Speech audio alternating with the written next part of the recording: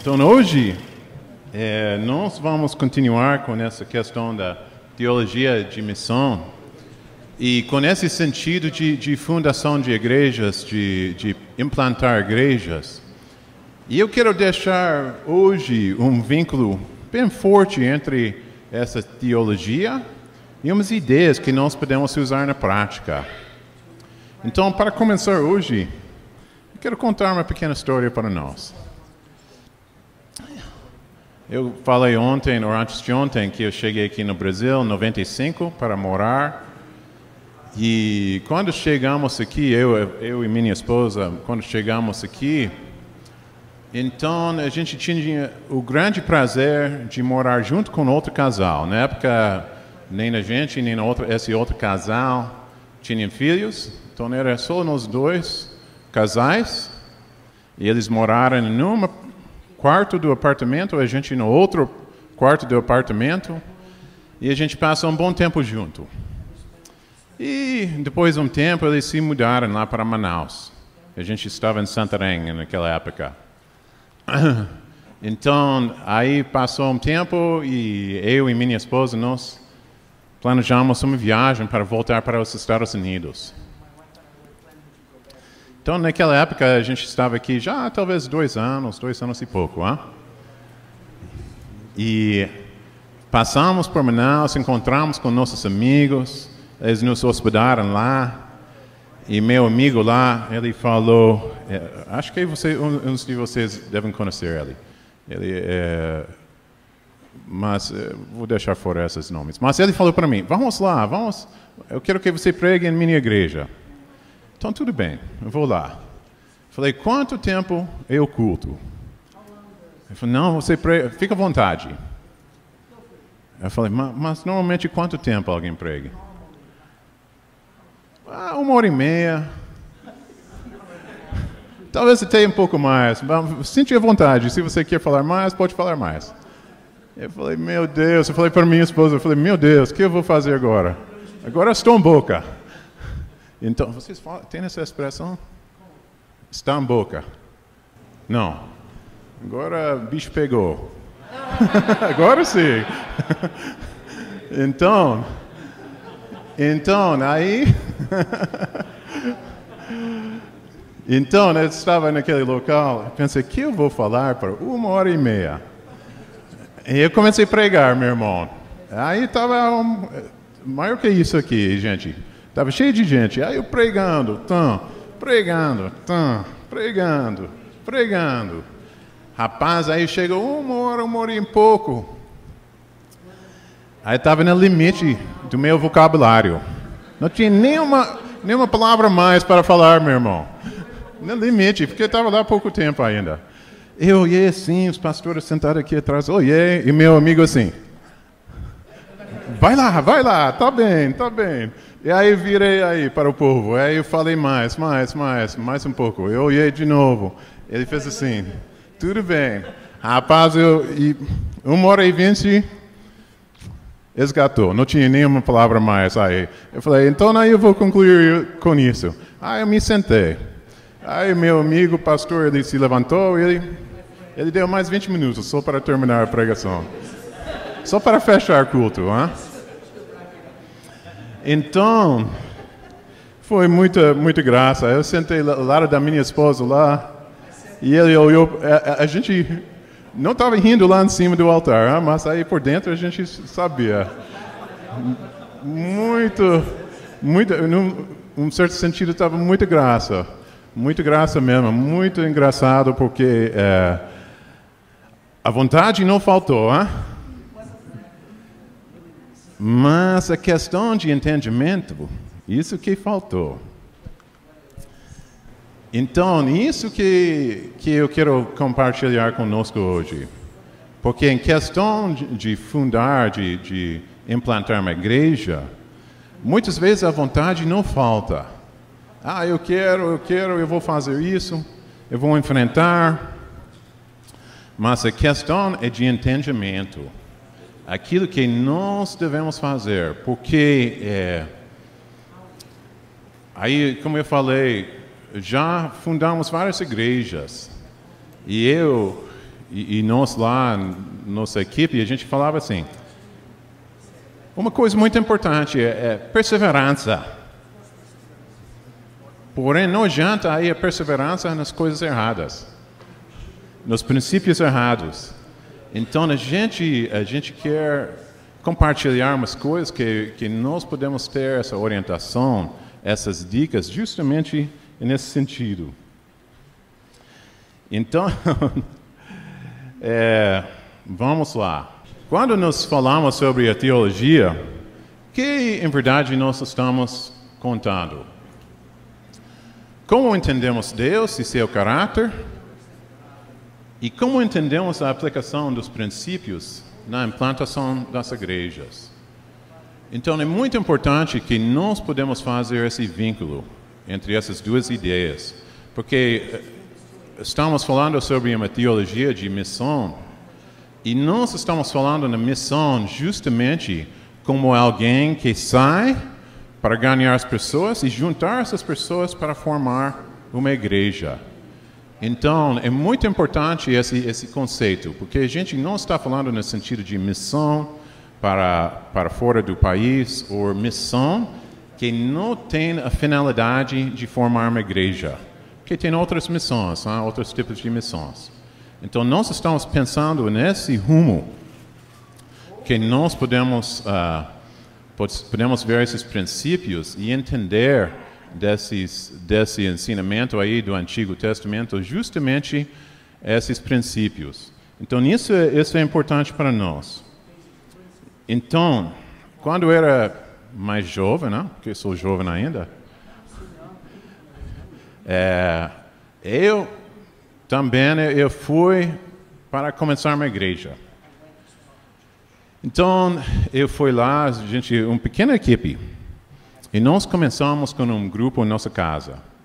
E a gente pensou, a gente estava morando num certo bairro lá, e tinha aquela coisa que entrou as ruas no bairro, mas não tinha saída. Tinha umas colinas, umas montanhas aí que não podia sair, então pessoas entravam, mas não saíam. Só pela mesma rua. Então, aí a gente estava morando lá numa casa e a gente pensou, puxa, vamos fazer esse tipo de escola das férias, Vocês sabem o que é isso? Ok, escola das férias. Então, vamos fazer, era na época das férias, e a gente começou a nossa casa. Então, aí a gente começou o primeiro dia. Aí 6 crianças. Tá bom. Segundo dia, 8 crianças. Terceiro dia, 12 crianças. E imagina aí, eu estava lá na época, 19, 20 anos, aí eu cuidando desses 12, com mais esses outros irmãos. Aí, quarto dia, mais 15 crianças. Último dia, quinto dia, aí quase 20 crianças. A gente falou, e a gente planejou para fazer uma programação para os pais. Estava assim, em casa, como uma formigueira. Estava tão cheio de gente lá. Então, aí, muita gente, aí todo mundo encostado aí. E os pais chegaram conosco, eles falaram, muito bacana o que vocês estão fazendo. Por que vocês não... Vocês devem continuar fazendo isso. E a gente olhou um para o outro, pensamos assim, então, vamos lá, vamos enfrentar isso. E a gente planejou uma vez por semana para fazer isso. E a gente começou a fazer com todas essas criançadas. E foi juntando mais crianças que não deu mais na nossa casa. E a gente achou um espaço maior. E em toda essa época, aí começou a juntar esses pais, e eles falaram, por que você não faz um estudo para nós também, nossos pais, nós como pais? Então, a gente pensou, mas o que eu vou falar para esse monte de pai? O mais velho entre nós, tinha 24 anos. E a gente pensou, mas o que a gente vai falar? Mas aí, tudo bem, Deus está fazendo algo, vamos enfrentar isso. Então, a gente sentou e começou a fazer um estudo com os pais e com essas crianças. E a coisa foi crescendo. Mas, em verdade, o que aconteceu conosco? A gente não sabia muito bem os princípios que Deus tem E depois de um ano eu fui embora de lá, mas antes de sair eu tinha mais que 100 pessoas naquela coisa. Mas depois eu saí, eu estava só lá ajudando, não estava na frente. Aí passou mais 1 ou 2 anos e a coisa implodiu. Aí todo mundo vazou e sumiu de lá. E isso que eu estou falando, que tem uns princípios que nós podemos aprender que justamente ajuda a gente a evitar esses tipos de situações. Então, aí a última vez a gente falou sobre Abraão. Então eu coloquei essa pergunta aqui: a quem Deus está te chamando? A quem? Para onde? Para onde? Porque não sabemos essa vida de Abraão. Abraão foi chamado para abençoar o povo ao seu redor. Então, Abraão saiu da sua terra para abençoar esse povo. Vamos pensar nisso. Isso era uma coisa completamente contra aquela cultura. E naquela cultura da época, era um tipo de tribos e famílias, e nesse sentido, a gente não se dava com as outras tribos, ok? E para ele pensar de sair da sua terra para abençoar esse povo era uma grande mudança, algo contra a cultura, em verdade, daquela época. Então ele foi para fazer isso. E esse, em verdade, é um princípio para nós, porque nós chegamos naquele momento que Deus está nos chamando para trabalhar e fundar uma igreja. Então, deixa-me fazer uma pergunta aqui. Quem está nesse processo, nesse momento, de implantar uma igreja? Quem pode levantar sua mão? São quantos? Ok, mais ou menos 10. Ok. E quem está aqui supervisionando ou apoiando essas obras de uma forma ou outra? Alguém? Tem alguém? Ok. Tudo bem. E quem está com essa visão de implantar uma igreja? Quem está com esse sonho? Ok. Muita gente. Muito bom. Muito bom. Mas uma coisa muito importante é que quando nós vamos com essa visão, tem mais ou menos 40 pessoas que levantaram a mão. Então, quando nós temos essa visão, a gente vai para começar uma igreja não por questão da gente, mas por questão daquele povo, para onde Deus está nos chamando. Ok?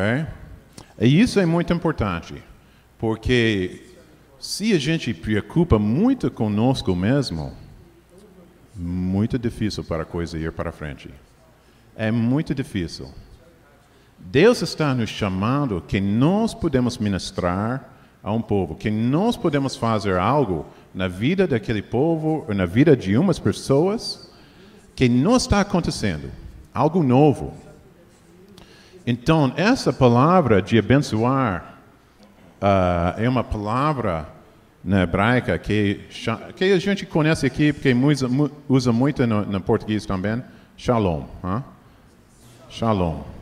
E essa shalom é uma paz, mas também fala de uma visão holística, ok? De corpo, de mente, de alma, de espírito. Está pensando na pessoa inteira. Como posso beneficiar essa pessoa? Não só em sua vida espiritual, mas em toda a sua vida. Como posso ajudar essa pessoa? E isso, nesse sentido, Abraão foi chamado justamente para abençoar um povo. Então, nesse vínculo, nós podemos ver que quando Deus está chamando nós precisamos entender, puxa, nós também precisamos ter esse alvo. Se meu alvo, a minha atitude é que eu preciso juntar esse povo dentro de um prédio o mais rápido possível, a gente vai se frustrar. Porque isso não é o alvo de Deus. Ok? Isso acontece. Mas o alvo de Deus é não para juntar um povo dentro de um prédio O alvo de Deus é para ver como Ele pode abençoar esse povo. E assim que eles vão formar esse corpo. Mas quando nos focalizamos em eu quero que todo mundo venha para domingo. Vocês não estão aqui domingo à noite, então. Tem que cuidar primeiro a vida dessas pessoas.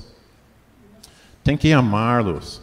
E tem que cuidá-los. Tem que fazer dessas pessoas uma forma de abençoar e ver que sua vida é melhor com sua presença do que antes. Se a gente vem como pastor, pastora, só para cobrar algo da pessoa, tem muita gente nesse mundo cobrando das coisas. Ok? E a pessoa vai cansar.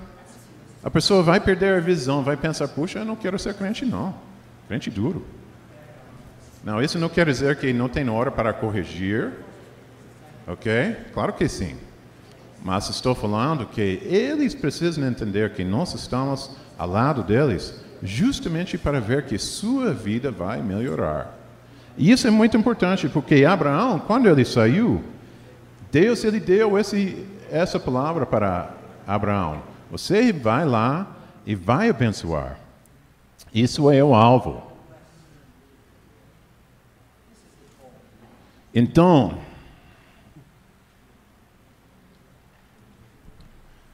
como muitos de vocês são alunos aqui no seminário, então provavelmente já viu esse mapa aqui. Mas eu quero que nós pensamos um pouco diferente sobre esse mapa. Porque Abraão, ele saiu de Ur e foi para Arã e depois desceu lá para Canaã. E isso é aproximadamente 1.800 quilômetros. Agora vamos pensar nessa forma, como eu botei. Imagina saindo hoje do seminário aqui, a pé, para chegar em Palmas. Em Palmas do Tocantins. Ok? Quem já visitou lá no Palmas? Ok, também eu. É longe. É quente também. Você vai precisar daquele protetor solar. E quando ele saiu não com aquele pensamento, se não der certo eu vou voltar para casa. Volto lá para a cola da mamãe. Não, jamais. Ele saiu comprometido, ok? E isso é muito importante. Por quê? Porque Abraão, ele deixou sua família, ele deixou sua herança, ele deixou a segurança, ele deixou a reputação dele, e ele deixou o conforto dele. Ele deixou tudo isso para trás. Mais uma vez, é um pouco difícil na nossa realidade hoje em dia para entender isso. Mas uma pessoa como Abraão, mesmo que ele levou os servos dele, levou os rebanhos e tudo, a herança mais valorosa naquela época era a terra. A coisa mais importante era a terra. E, com certeza, lá nessa cidade, ele tinha terra dos seus pais e seus antepassados. Ele tinha uma herança lá. Outra, quando alguém atacou sua casa ou deu problema, a segurança de você era na parentela. Fazia uma grande tribo. E quando ele saiu, ele deixou toda essa segurança. Então a gente pensa, puxa, mas ele levou muita gente. E a gente sabe, porque a Bíblia conta que ele levou vários servos, até ele levou o sobrinho. E aquela história não deu muito certo, mas aí ele levou. Mas ele deixou toda essa segurança. Então também, Abraão, ele podia falar, puxa, mas muito difícil, meu Deus. Muito difícil. Então, mas Abraão, ele foi para frente. A Bíblia não conta muito como ele processou, como ele pensou sobre tudo isso. Mas nós sabemos que ele nunca voltou para trás. Ele nunca voltou para trás. Ele foi com essa promessa de Deus, e ele foi pensando no futuro, e ele foi aí nessa longa viagem, justamente pensando naquela palavra que Deus deu para ele, de abençoar aquele povo. Ok?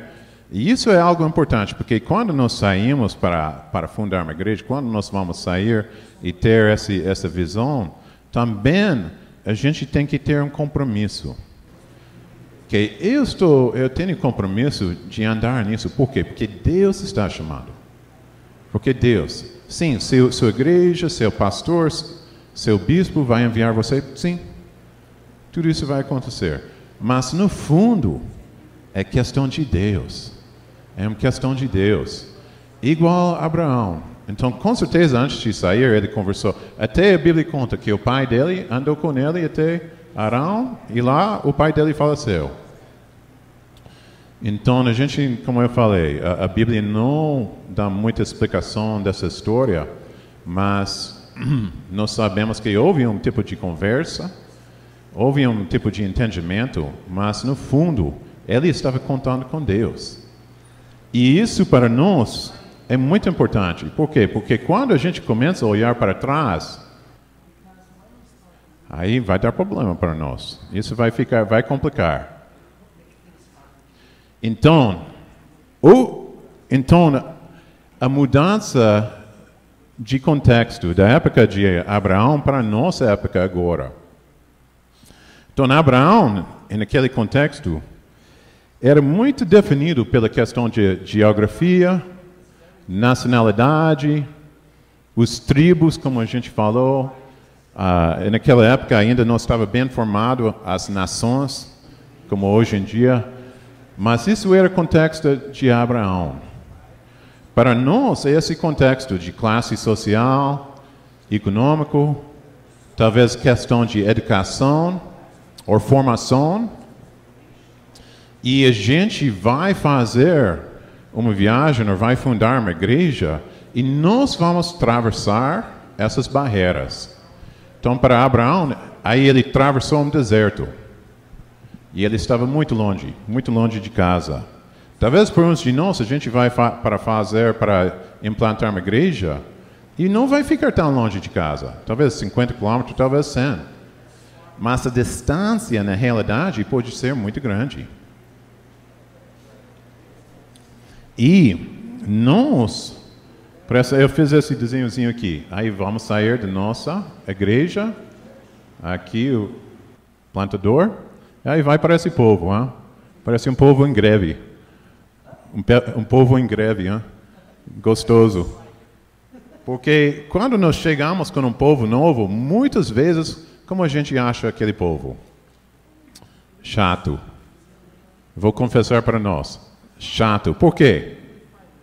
Não por questão daquele povo, mas por questão da gente. A gente não está acostumado com o jeito desse povo, não está acostumado com a forma de fazer, a forma de falar. Um dia, aí lá na nossa região norte, uma moça visitou nossa obra lá. E ela morava lá na Bahia. E a gente estava andando de barco, nós andamos de barco, encostamos numa vila na beira do rio. E descemos lá, encostamos na praia lá, descemos lá, e o povo dessa vila saindo para conversar conosco. E eles começaram a falar, essa brasileira, começaram a falar com ela com esse povo da vila.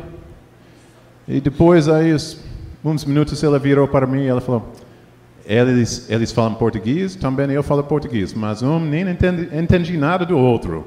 Por quê? Porque aquela língua regional muito forte. E eles não estavam se entendendo. Estavam um falando português, outro falando português, mas não estava se entendendo.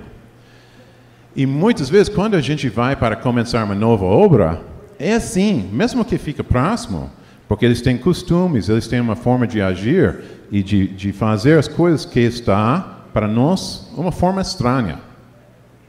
Então, isso pode deixar a gente chateado com aquele povo. Mas nós precisamos relembrar isso. Deus está nos chamando para um certo lugar, para trabalhar com um povo. E isso deve ser nossa visão. Esse povo precisa de um tipo de amor que não está alcançando de uma outra forma. Eles estão precisando conhecer Deus e ninguém está providenciando isso, e por isso Deus está chamando você para aquele local. Então, essa aí, deixa-me só voltar aqui um minuto. Então, nessa história de Abraão, nós precisamos dessa atitude de não ficar olhando para trás e preso pela nossa realidade que a gente deixou. Mas nós precisamos identificar com aquele povo de uma forma que eles entendam que nós estamos ao seu lado para abençoá-los. E isso é importante, porque é assim que Deus está nos chamando. Amém? Amém. Então, deu para entender isso? Ok. Alguém tem pergunta, questão?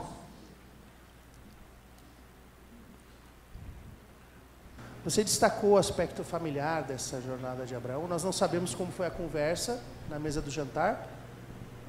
Quanto tempo durou Abraão para conversar com a sua esposa, com o seu sobrinho, com o seu pai, para fazerem as malas e seguirem em frente, né? Mas o fato é que em algum momento isso aconteceu. E isso é importante para pensar a plantação de igreja, porque quando nós temos uma visão que é apenas nossa, em geral isso é um delírio. Mas quando nós conseguimos contagiar pessoas com isso, começa a se realizar. Eu acho que esse é um aspecto fundamental, que Sim. difere o delírio do sonho, né? Sim. Um sonho precisa ser partilhado, senão ele é um delírio. Sim, sim, sim.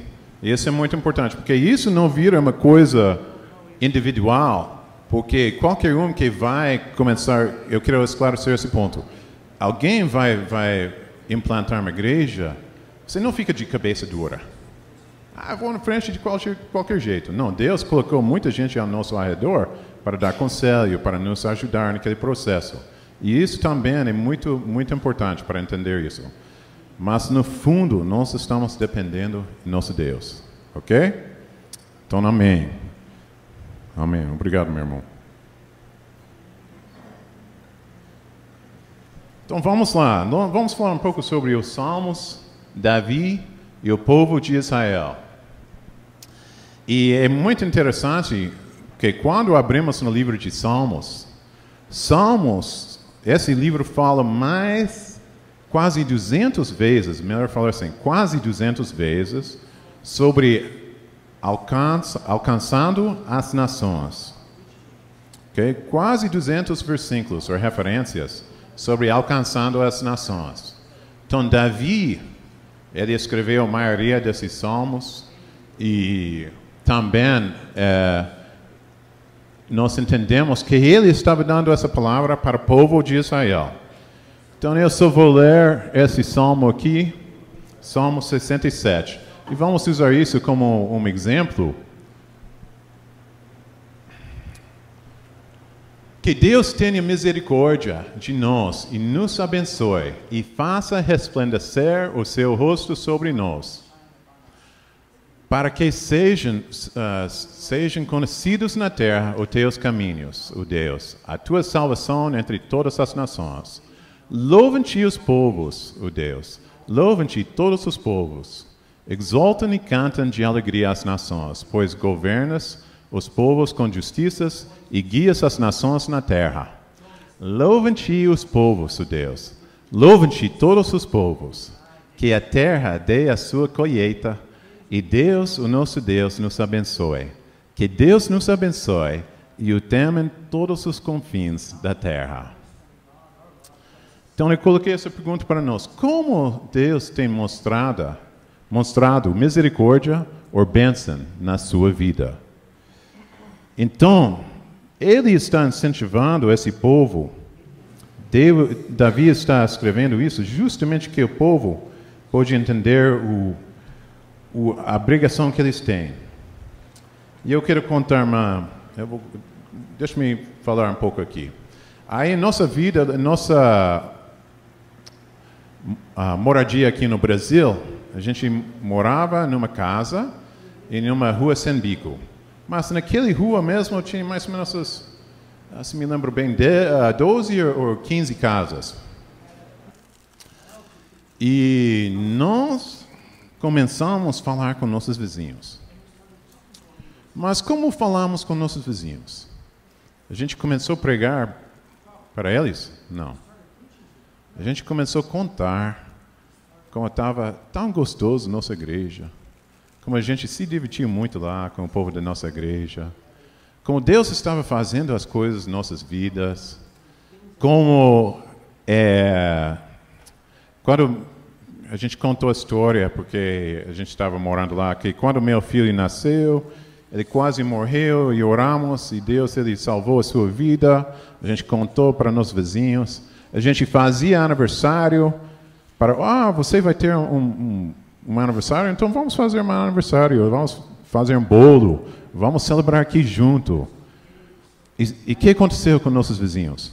Aos poucos, começaram a chegar a Jesus Cristo. Por quê?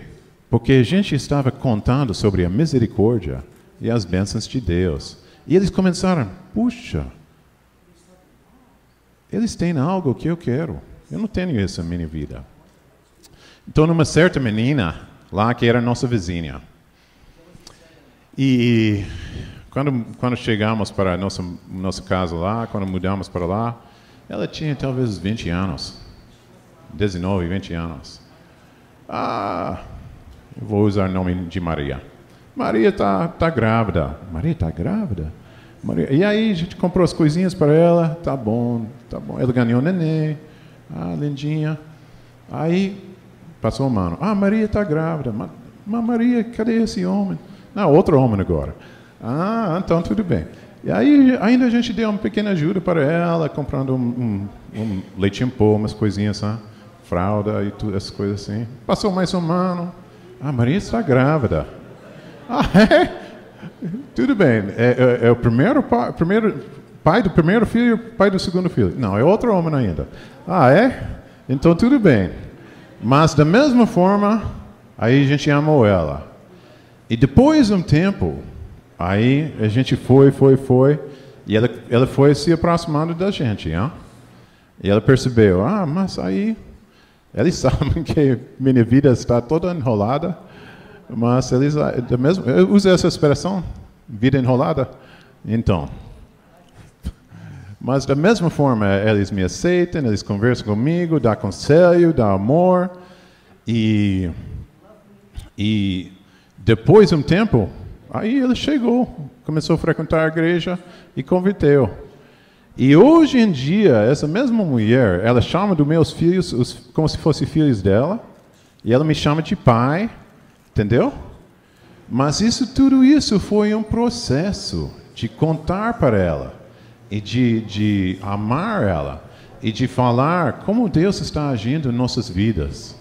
Tinha um outro vizinho nosso, o nome dele era Beto. Beto é um bom nome, Beto.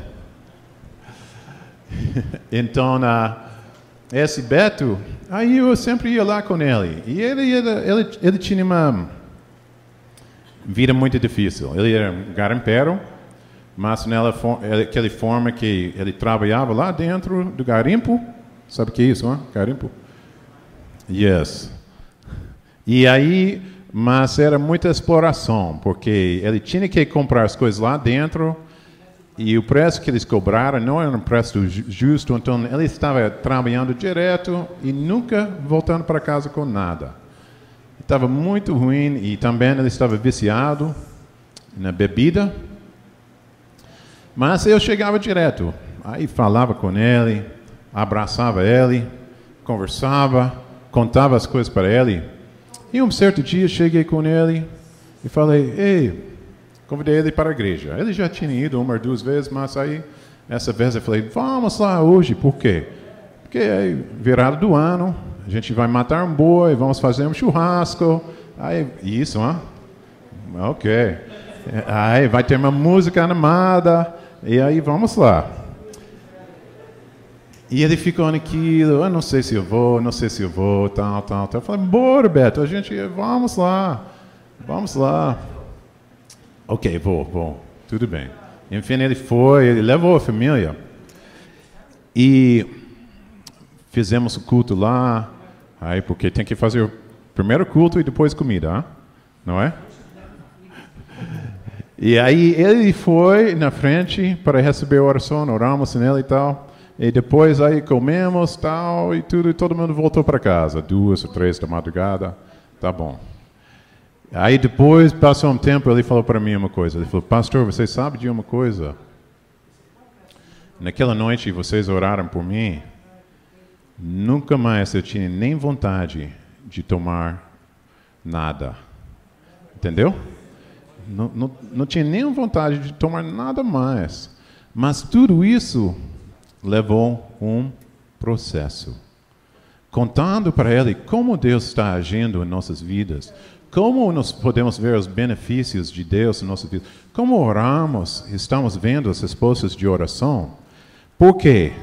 Porque qualquer pai e qualquer mãe, eles querem o melhor para seus filhos.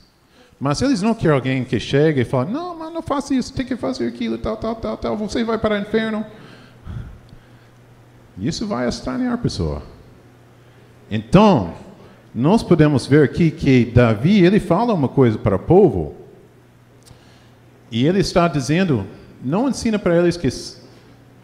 Ele está falando, Deus tem misericórdia e nos abençoe. Por quê? Por quê? Para que sejam conhecidos na terra os teus caminhos e a tua salvação entre todas as nações. Então, com a bondade de Deus em nossas vidas, isso que vai ganhar as nações. Isso foi a estratégia de Davi para o povo de Israel. Então, vamos ver um pouco mais de próximo aqui.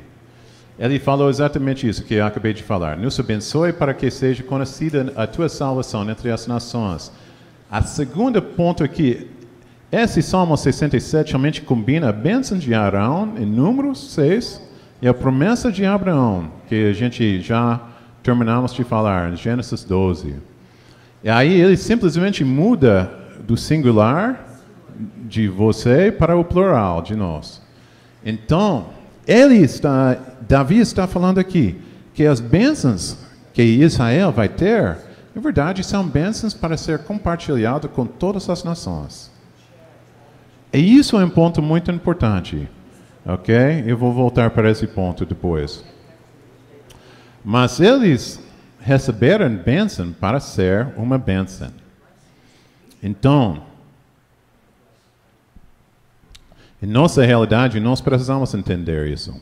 Porque muitas vezes, em nossas vidas, e temos igrejas específicas também que pregam isso direto, que Deus quer abençoar você, que Deus quer abençoar você, Deus quer abençoar você.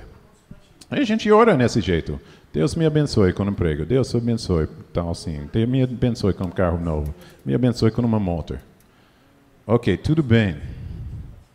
Deus quer abençoar nossas vidas, mas não para ficar parado em si mesmo, mas para fluir através das nossas vidas para abençoar as outras pessoas. Ok? E isso que Davi está ensinando para o povo de Israel. É interessante porque quando Davi assumiu o reinado do Israel, isso era a época mais próspera do reino.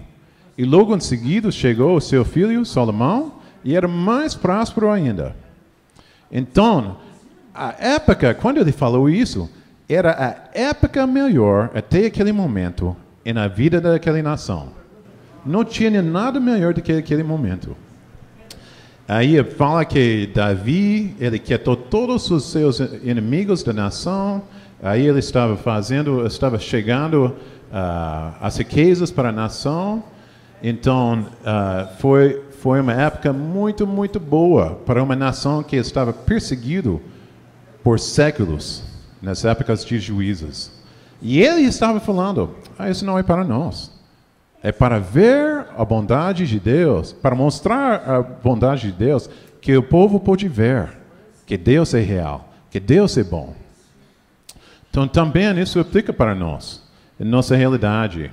Então, aqui tem uns pontos mais interessantes, que esse salmo pertence ao festival de primícias, ou festival de semanas que virou Pentecostes. Então, era 7 semanas depois da Páscoa e uma celebração da abundância do Senhor. Dá para... Então, essa celebração é sempre uma celebração de abundância, como Deus é tão bom conosco. Nossa tendência é para olhar para aquilo que falta em nossas vidas. Mas Deus está dizendo para esse povo aqui, não olhe para aquilo que falta. Reconhece como você está recebendo muitas bênçãos. Como Deus está derramando cada sorte de bênçãos sobre você. Porque assim, o povo e nessas outras nações vão reconhecer que realmente tem um Deus vivo. E eles vão reconhecer por essa questão. Então, essa alvo de Israel era para partir a sua bondade e revelar a salvação para todas as nações. É muito importante para nós, porque desde essa época aqui, Davi está ensinando para o povo de Israel que isso é alvo de Deus. Deus, Ele quer ver nossa vida melhorando, mas não para simplesmente terminar ou parar nós. Ele quer que nós podemos usar isso para abençoar as outras pessoas. E isso é um princípio muito forte na questão de fundação. Então, nós que estamos aqui hoje, todos nós temos exemplos desses 3 princípios em nossas vidas. Oração e Deus, misericórdia e Deus, e bênção em Deus. Vezes que nós oramos e pedimos a Deus uma coisa, pedindo do Senhor algo, misericórdia é quando não recebe algo ruim que você merece, ok? Você atravessa aquela rua sem olhar e de repente um carro vem e falta esse tanto para bater em você. Oh, misericórdia. Deus, Ele tem misericórdia. Deus, Ele salvou a gente. E bênção é quando nós recebemos algo bom que não merece. Deus nos abençoou. Cara, eu fui lá e ouvi mais 100 pessoas para conseguir aquele emprego. E tinha pessoa muito mais qualificada do que eu. Mas, de uma forma ou outra, Deus me abençoou com aquilo. Entendeu? Então, essas coisas acontecem na igreja que nós podemos compartilhar com o mundo. E que o mundo pode ver, que nós podemos falar dessas coisas e não fica com vergonha. E não fica também com orgulho.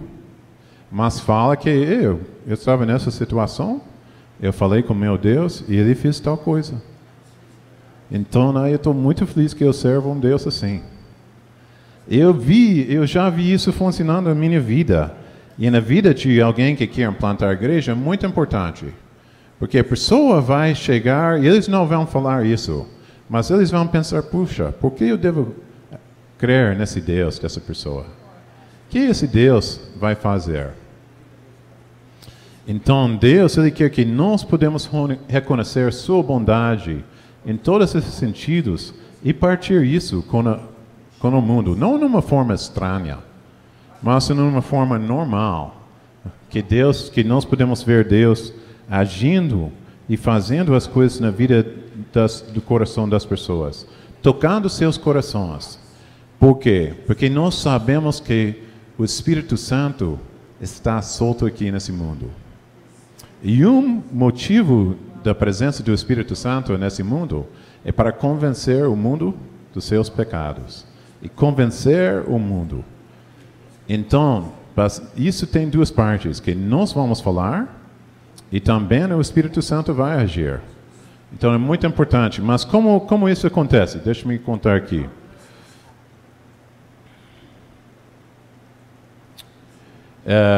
Nós precisamos falar, nós precisamos comunicar, nós precisamos ter relacionamentos e amizades.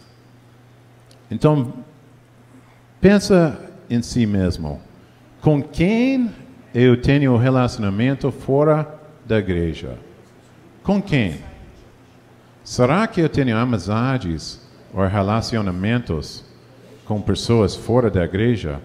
Ou será que todos os meus relacionamentos ficam dentro da igreja? Então, para quem eu vou falar da bondade de Deus? Se eu não tenho uns relacionamentos, amizades fora da igreja. Porque se eu não conheço nenhuma pessoa que não é crente ainda, como eu vou alcançar alguém para Jesus? Entendeu? Nós sabemos pelos estudos que a maioria das pessoas, estou tentando lembrar de cabeça porque eu não notei aqui, mas parece que é 70 para 80 pessoas que chegam na igreja porque eles conhecem alguém daquela igreja, ok? Então, por questão de uma amizade ou um parente que frequenta aquela igreja. Então, se a gente está se afastando dessas pessoas, é muito difícil alcançar alguém para Jesus e ver nossas igrejas crescendo. E muito mais para alguém que quer implantar a igreja. Porque nós não podemos implantar uma igreja do nosso gabinete. Ok? Tem que sair pela rua, tem que conhecer as pessoas, tem que ter as amizades. Eu tenho um amigo, como fala? Paraquedista. Ele aprendeu essa coisa de paraquedista justamente para alcançar esse certo grupo de pessoas. Então, eu, por mim mesmo, em minha cidade, houve uma loucura de motociclista lá, de fazer trilha. Fazer trilha pelo mato, e aí eles tinham aquela, como chama? Aquela pista de rampas e tudo assim, faz pulos, tal. E tinha um senhor lá, eu ia lá direto com ele. Ele ia lá, eu falava essas coisas para ele. E um dia ele falou para mim, ele falou, sua igreja sempre está celebrando algo. Cada vez que você passa aqui, você está contando de uma celebração lá na sua igreja. Eu falei, pois é, essa é a sua igreja, só está esperando você chegar. Então, aí ele olhou, mas ele chegou comigo um dia, ele falou, ei pastor, que você faz uma oração. Nós vamos fazer uma corrida, aí umas trilhas no mato, tal, eu estou convidando você para fazer uma oração. Cara, nenhum crente aí no meio desses loucos aí. Aí todo mundo aí, tatuagem, tal. Eu fui lá na frente e ele falou, meu amigo falou, ele falou, eu convidei todo mundo quieto aí. Aí todo mundo conversando, música tocando. E ele falou, desliga, meu amigo, ele nem era crente, desliga essa música, todo mundo quieta. Aí pastor aqui, ele vai orar, abençoar nossa corrida. Eu falei, E todo mundo assim, olhou, e nenhum crente aí. Eu fiz a oração, falei, Deus, protege esse povo. Aí fez uma oração para abençoar essa corrida. E aí, amém. Aí depois a música de novo, cerveja fluindo, mas aí, todo mundo, pelo menos por 1 minuto. Aí eles sabiam que tem alguém que importa com sua vida. E uns depois chegaram para a nossa igreja. Aos poucos chegaram. Então, aí através desse contato, aí ele converteu. Hoje em dia ele está bem. Aquele tipo de cara, ele chegava com discipulado, com revólver aqui, escondido aqui embaixo da camisa. Ok? Então aí ele estava meio louco. Mas tem que fazer essas amizades, mas com esse pensamento que eu vou declarar a bondade de Deus para essa pessoa, que eu vou declarar a misericórdia de Deus para essas pessoas. Então, estou contando muita história aqui, mas acho que, vamos lá, o mundo, o povo de Deus e o poder de Deus. Então, esse é um conceito do Wesley, a santidade, mas a santidade que ele quer para nossas vidas é aquilo que vai atrair as pessoas, não vai nos isolar. Uns que pensam, eu vou ser santo, mas aí não é uma questão de se isolar. Porque nós precisamos ficar no mundo, nós precisamos ter esses contatos. E isso é muito importante. E nós podemos ver isso, não vou falar muito porque esse já é outro assunto sobre a vida do Wesley, mas ele sempre estava andando em todo e qualquer canto. O jornal do John Wesley está traduzido em português? Diários. É? Ok. Então eu quero recomendar que vocês podem ler. Não? Não? Espanhol. Ok. Mas, meu irmão, você vai ler esse diário do John Wesley. Você vai ver uma vida radical, meu irmão. Radical. Esse era um pastor que estava na extrema da sociedade, mas estava ganhando muita gente para Jesus. Então, isso vai ser uma coisa que aumenta a sua fé. Então, nós podemos fazer esses contatos e envolver com as pessoas. Aí, no exercício, a gente vai para ginásio, escola, estudo. Afinidade eu coloquei aqui. Talvez você gosta de fazer a pescaria, você gosta de fazer outra atividade. Eu falo pescaria que eu fazia isso. Então, você pode se juntar com umas pessoas nessas formas. Às vezes pode ser uma coisa mais simples. Vizinho. Hoje em dia, nós mudamos agora para os Estados Unidos. Quando chega um novo vizinho em nossa casa, eu e minha esposa, eu e minha filha, ou alguém da nossa casa, vai fazer um bolo, vai fazer uns biscoitos, vamos lá naquela casa. Ei, bem-vindo. Aí já, como é seu nome e tal? A gente se apresenta, a gente se conhece só um pouquinho, aí vai. A gente faz o churrasco. Cara, os meus vizinhos, eles falam, sempre estão cheirando aquele churrasco lá na sua casa. Quando vai convidar a gente? Tudo bem, outra vez a sua. Então aí, é bom, muito bom. Eu vou falar para nós. Você quer mansar alguém? Tem alguém bravo em sua rua? Um vizinho bravo? Quer mansar? Convida para partir pão com vocês em sua mesa. Tá? Faz uma carne bem assada aí. Escolhe uma carne boa, não aquela carne dura. Uma carne boa, tá? Não mocotó, nada de mocotó, tá? Tem que ser aquela picanha, no jeito, ok? Filé com bacon, só coisa boa. E o vizinho vai mansar. Eu tinha um vizinho bravo. A gente falou, não, vem aqui, vamos celebrar. Seu filho vai ter um aniversário. Então, meu filho também, vamos fazer aniversário junto. Aí a gente vai fazer um bolo, vai lá para nossa casa. E depois, hoje em dia, cara é crente. Então, é incrível como Deus ele trabalha. Então, deixa-me só terminar com isso aqui. Então, tem muitas e várias formas de fazer isso, porque também pode fazer em comunidade com as outras pessoas. Nossa igreja em Altamira, houve um salão. Então, uns irmãos da igreja chegaram e falaram, ei, nós queremos fazer algo aqui. O que quer fazer? Nós queremos fazer o jiu-jitsu. Então, você quer fazer o jiu-jitsu? Quero fazer uma aula durante a semana, convida as pessoas e a gente deixa uma taxa bem encontro para as pessoas chegarem e aprender o jiu-jitsu. Tá bom, eles compraram aquele tapete de jiu-jitsu, colocaram no salão da igreja e começaram a fazer. Começou a atrair as pessoas. Outra chegou e falou, eu quero fazer o kickbox. Quem já treinou de kickboxing? Então, aí ele começou a fazer isso. Hoje em dia, parece que ele tem 40 ou 50 alunos. Aí, talvez 15 ou 20 da nossa igreja. O resto aí de outro lugar. Mas eles estão lá na nossa igreja. E eles estão ouvindo, estão sabendo. Tem gente que importa com vocês. Então, tudo isso fica uma forma de revelar que Deus é bom conosco. Deus está nos abençoando. E isso é uma forma para implantar a igreja e ver a igreja crescer. Ok? Amém? Glória a Deus? Ok, aleluia. Então vamos lá, vamos em frente. Então, encontramos esses profetas. Aí, em verdade, eu pensei, que eu vou fazer isso? Porque tem todos esses livros dos profetas e muitos falam sobre as nações. Mas eu senti de Deus para compartilhar mais sobre Jonas e Isaías aqui. Então, para Jonas, Jonas ele foi chamado assim. Esse é capítulo 1 e versículo 1 e 2.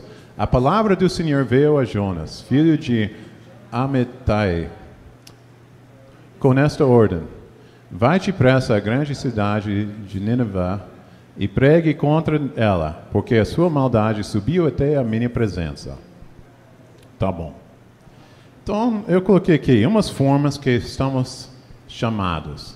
Às vezes nós sentimos algo dentro de nós. Às vezes aí a gente orando, recebe uma orientação de Deus.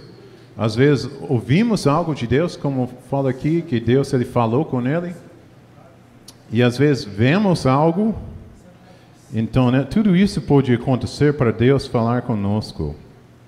E nós, o que eu quero falar com tudo isso? É às vezes nós encontramos pessoas difíceis no nosso contexto. As pessoas, ou um grupo de pessoas que é difícil para a gente. Então, quando eu contei aquela história na terça-feira sobre aquele senhor que chegou para o barco, eu julguei ele imediatamente. Ele só quer dinheiro. Ele só quer dinheiro. Se vocês lembram dessa história. Mas isso para mim foi um preconceito muito grande para quebrar a minha vida. Eu vou confessar para nós aqui. A imagem é que nós temos é que a pessoa pobre, eles interessam numa coisa: a sua realidade. Brincadeira. Por que ninguém gosta de rir nesse lugar? Realidade. Ok. Então tudo bem. Mas aí a gente pensa, puxa, só interessa aí nesse dinheiro. Então,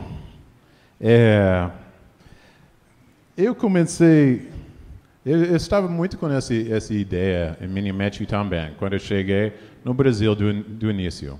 E de uma certa forma, tem esse lado, mas de outra forma, o que acontece? Muitas vezes a gente chega nessa conclusão sem falar com alguém. A gente não fala, não conversa, nem nada, a gente já joga. Essa pessoa só quer dinheiro. A pessoa está nessa situação porque merece.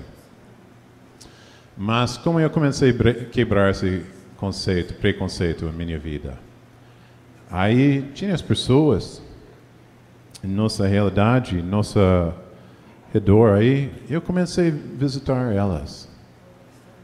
E eu ia lá na casa dessas pessoas para conhecê-los, para ver sua realidade, para orar com elas. E eu fui lá como amigo pastor. Aí eu me lembro, uma vez eu fui lá na casa de uma família aquela família bem nova. Ele tinha talvez 21 anos, ela tinha 18 anos, tinha 2 filhos já. E a gente entrou naquela barraca, talvez 3 metros por 6 metros, 3 metros por 5 metros. Aí eles estavam com aquele chão batido, aí estavam dormindo no chão, não tinha nem rede para dormir, nem cama, nem nada. Tinha 2 cadeiras. Aí eles falaram, aqui pastor, eu olhei, pensei, puxa, não sei se confio muito nessa cadeira. Mas eu fui lá, levei uma Coca-Cola, Coca-Cola de 2 litros, bem gelada. Oh, meu irmão, uma dessa agora, nesse momento,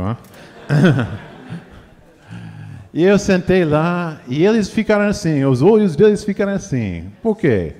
Porque ninguém nunca chega naquela casa para visitá-los. Ninguém nunca.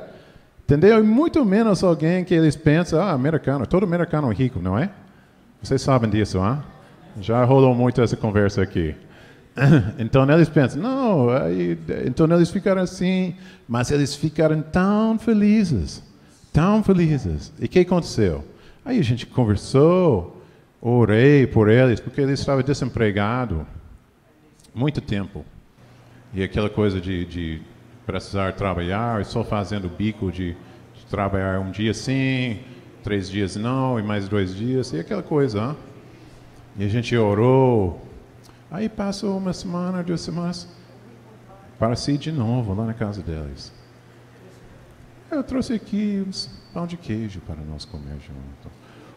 Meu pastor, que coisa boa! Mas o que acontece quando a gente entra na casa dessas pessoas? Nós começamos a aprender da sua realidade, da sua perspectiva e o que realmente está acontecendo. Porque quando nós passamos na rua, ou quando nós estamos andando no ônibus junto, e aí alguém senta próximo de nós, aí aquela roupa rasgada, tal, e a gente nem conversa, mas enche nossa cabeça com esses pensamentos. Essa pessoa é assim, assim, assim, assim. Então nós precisamos mudar desses preconceitos, porque Deus Ele quer que nós vamos importar com todas as pessoas. Então na vida de Jonas, era esse tipo de vida. Ele foi chamado e ele fugiu. Ele correu. Então vamos lá.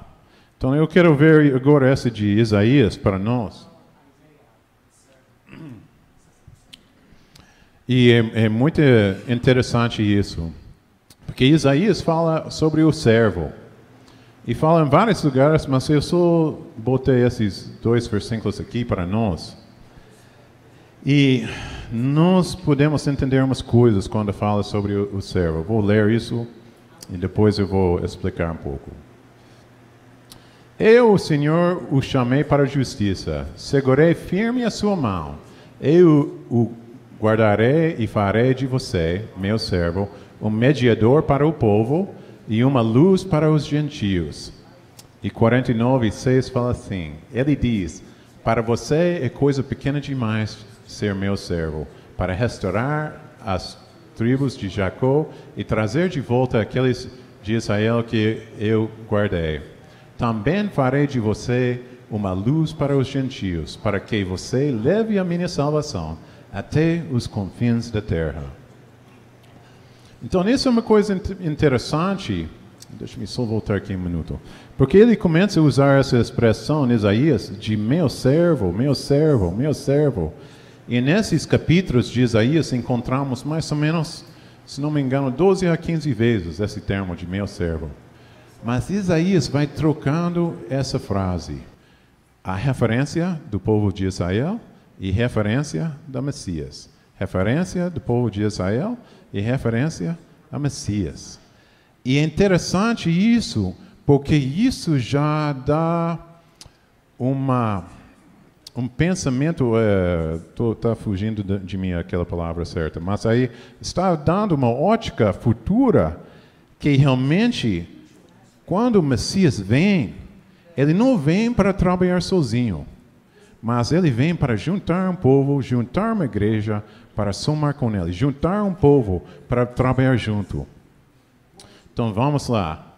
Então nós podemos ver, não vou ler todas essas referências, mas nós podemos ver que o Espírito nele usa essa expressão, toda aqui a expressão que usa em Isaías.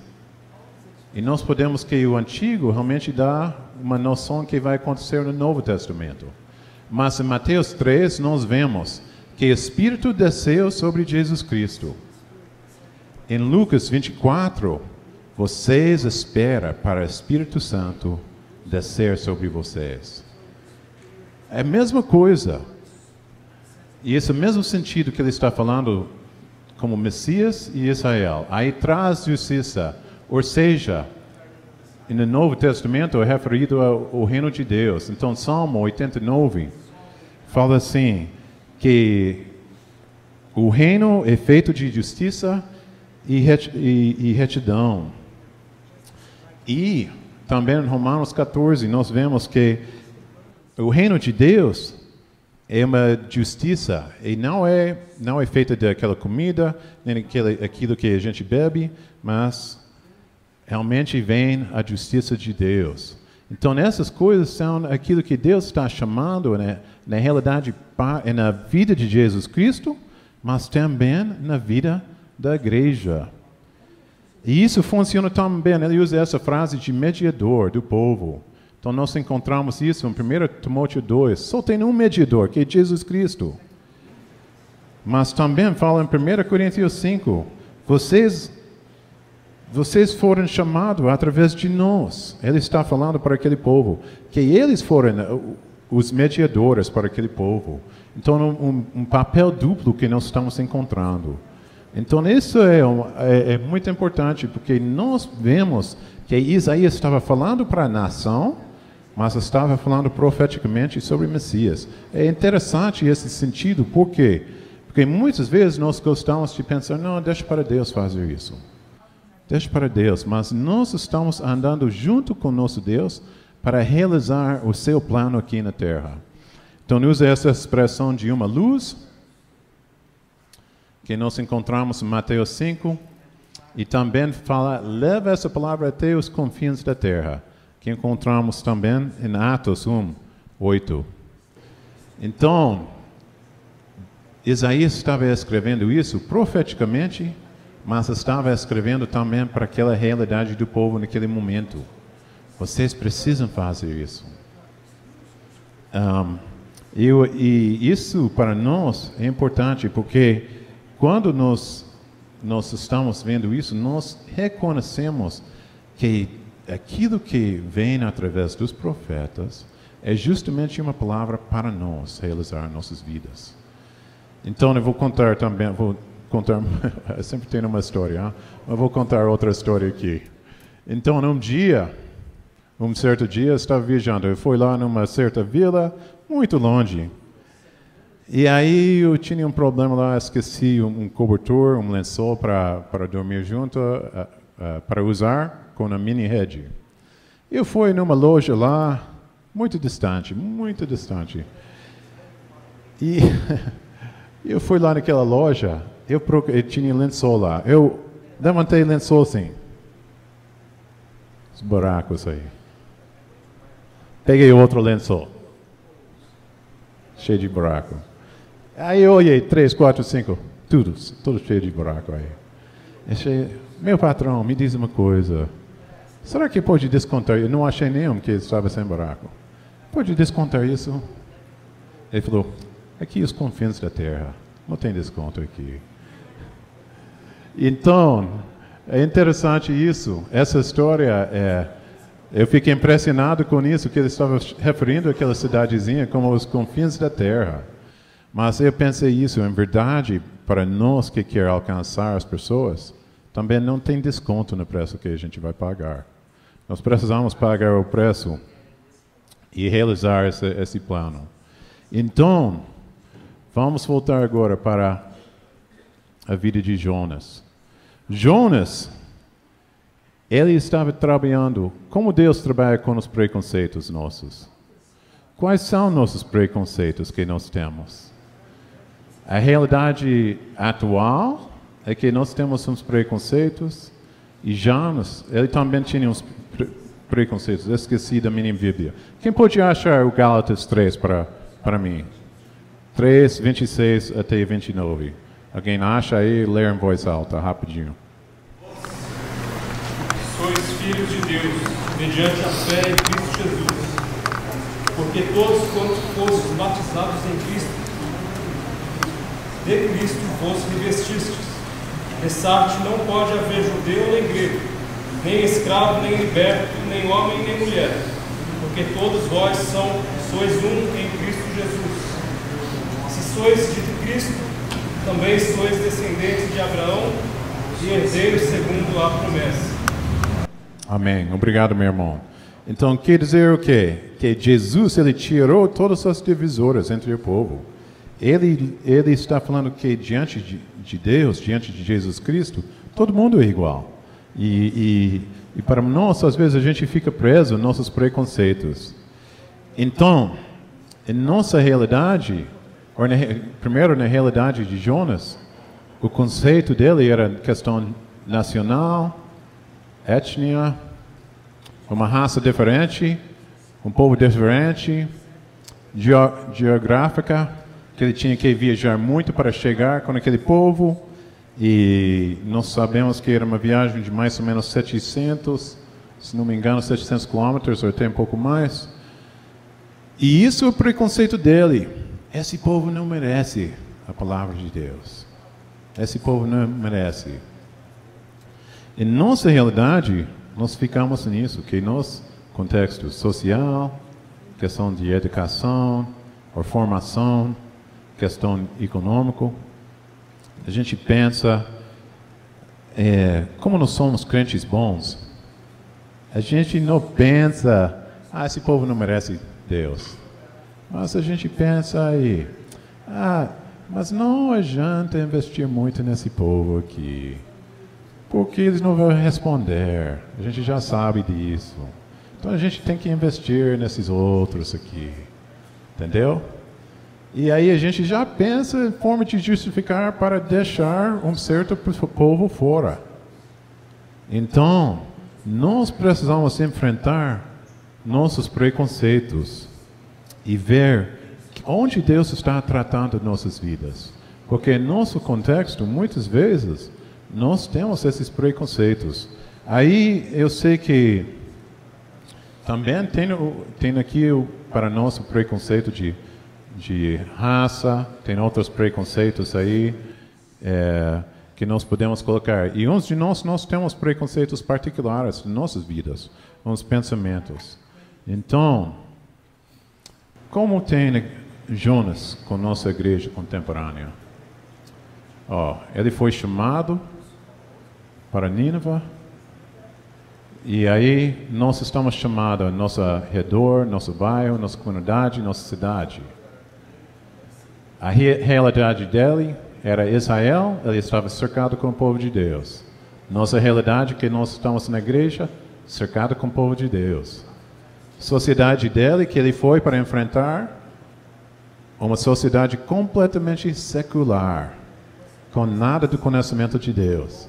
Nossa sociedade também, uma sociedade secular que não tem referência a Deus. Mesmo que tenha uma história muito forte da Igreja Católica, hoje em dia a maioria das pessoas não tem referência a Deus para nada em sua vida. Então, quando nós vemos isso, nós vemos que Jonas, ele tinha que trabalhar numa situação muito parecida com a nossa. Tínhamos paralelos aí. E nós precisamos pensar, puxa, quais são os preconceitos que eu preciso enfrentar? Não que simplesmente que eu preciso enfrentar, mas que Deus está me chamando para enfrentar. Porque quando nós temos uma igreja sem barreiras, quando nós falamos que eu vou implantar uma igreja sem barreiras, nós vamos ver que Deus vai acolher o povo para nós. Porque uma igreja assim representa o coração de Deus para o povo. Fica uma igreja que está aberta para todos, igual ao coração de Deus. Então, nisso aí que eu quero que nós podemos pensar sobre isso. Então, eu vou terminar com isso aqui hoje, sobre essa visão do Antigo Testamento. Mas eu quero deixar um pouco de espaço agora. Se alguém tem uma pergunta, questão, ou alguém quer acrescentar uma coisa, vou deixar um minuto agora. Sim.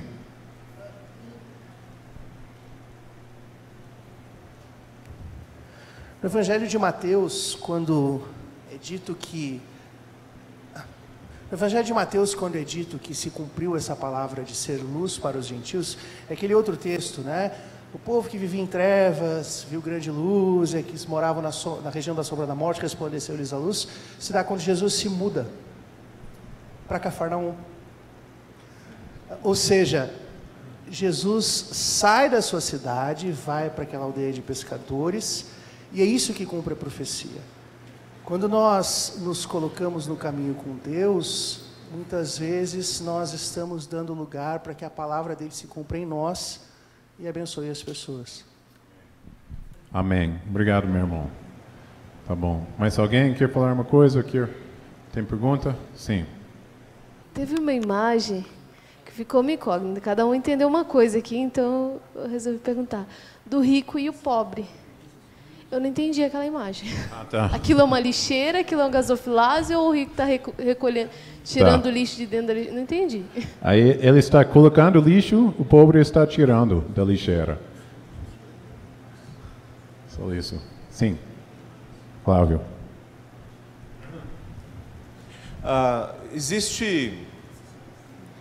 Existe algum limite ou alguma área onde o preconceito seja justificável? Ou seja, existe algum limite para o nosso envolvimento ou para um modelo de new expressions ou novas expressões de igreja? Ok, muito boa essa pergunta. Ok, está perguntando sobre limite, hein? Em verdade, isso pode abrir um grande assunto aí, mas eu vou falar só resumindo umas coisas. Pessoas querem saber que você interesse nelas. Ninguém quer ser seu projeto, ok? Então isso só vou falar isso porque quem fez a diferença, não sou eu fazendo isso com pessoas carentes, mas foi outras pessoas. A gente ensinou isso na nossa igreja. Eles aprenderam que estou interessado nela, naquela pessoa. E isso me ajudou, porque eu entendi muito melhor sua realidade, mas também ajudou ela, porque ela aprendeu, não é só para chegar com o pastor e pedir algo. Ela é uma pessoa também, ele tem filhos também, ele é tal. Então não é uma caixa automática aí, que eu vou lá, tim, vai cair a cesta básica. Então, na realidade, sim, tem umas coisas que nós precisamos pensar sobre os princípios e como nós vamos praticar. Isso respondeu a sua pergunta? Tá bom, obrigado. Mais alguém? Sim.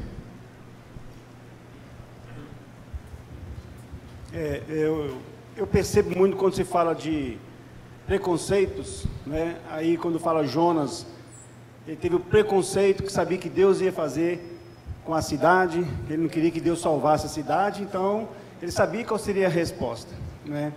Eu percebo no nosso meio que o que tem muitas barreiras, porque cada um tem a defesa do seu ministério, né? Por exemplo, eu defendo o ministério que eu tenho trabalhado, que é com surdos, né? Aonde eu vou, eu quero inserir para o povo a relação do surdo, mas se não tiver o Ronilson para falar do surdo, os ouvintes não vão ter essa visão de alcançar o surdo, não só o surdo, mas o cadeirante, o cego, o deficiente mental, né? A Bíblia fala que nem os loucos errarão o caminho, que Deus escolheu as coisas fracas para confundir as sábias, as fortes, e aí por aí vai. E a gente precisa entender que o nosso meio eclesiástico, cada um busca o seu próprio interesse, ou chamado missionário, ou seu ministério, mas esquece que esse ir a Nínive para alcançar o povo de Nínive, em Nínive também tem um povo que ele não vai alcançar, que precisa ser abrangente esse caminhar para o outro, que não pode ter o acesso à comunicação, acesso à fala, como surdo. Se não for através da língua de sinais, não se alcança um surdo. Aí muitas pessoas falam assim, não, o surdo deixa para o pastor Ronilson. Pastor Ronilson que vai fazer o surdo, ele que vai alcançar os surdos. Mas o pastor Ronilson não vai alcançar os 7 milhões de surdos no país, né? Ou seja, quem é que vai olhar para essa comunidade que nós estamos preocupados em uma vila, estamos preocupados em uma região, falar do amor de Deus para essa região, sei que nessa região, lá também tem um outro grupo, seja ele surdo, seja ele um outro grupo étnico que veio de fora, né, para ser alcançado. Então, eu acho que o nosso apelo, né, ele tem que ter essa paixão pela alma, seja ela que for. Se eu chego em determinado lugar e lá tem um grupo de pessoas que é surdo, não, eu não vou falar de surdo para esse surdo não, porque esse surdo eu não sei falar língua de sinais. Eu evito de conversar com eles. Até aqui na faculdade, né, a gente percebe que tem pessoas que evitam de conversar com o aeronista porque não sabe conversar, não porque evita a pessoa dela, mas porque eu não sei falar com ela, então eu deixo para os intérpretes, não é? Então é uma questão de pensar que quando a gente for fazer missão, qualquer lugar que a gente vá fazer missão, nós vamos ter surdos. Por exemplo, nós tivemos no Passa Macedônia, que é a nossa região, chama-se Passa Macedônia, aqui é Semana para Jesus, né? Eu não sei como é que se chama aqui, Semanas para Jesus, e nós tivemos em Almenara, e lá em Almenara tinha um grupo de surdos que foram alcançados. Nós alcançamos 6 surdos lá no Passa Macedônia, em Almenara, mas nós voltamos, acabou, né? Deixamos os surdos lá. E para onde que eles foram? Se perderam, ou então foram para o testemunho de Jeová, né? Então a gente fala assim, é uma responsabilidade nossa como igreja, de apaixonar pelas almas, seja ela quem for, porque a discriminação, esses contextos aí, elas vão estar sempre existindo no nosso meio, né? A partir do momento que você mude o seu foco e começa a olhar as pessoas como almas perdidas que precisam ser alcançadas. De qualquer forma, eu tenho que alcançar aquela pessoa. Ah, não, essa aqui não vou não, porque é surdo, vou alcançar os outros. O surdo vai para o inferno, mas os outros podem ir para o céu. Não é isso? Então tá bom, obrigado, meu irmão. Pois é, nossa responsabilidade é mostrar amor para todos, tá? E não fazer nenhuma discriminação. Então, muito boa. Então, vamos...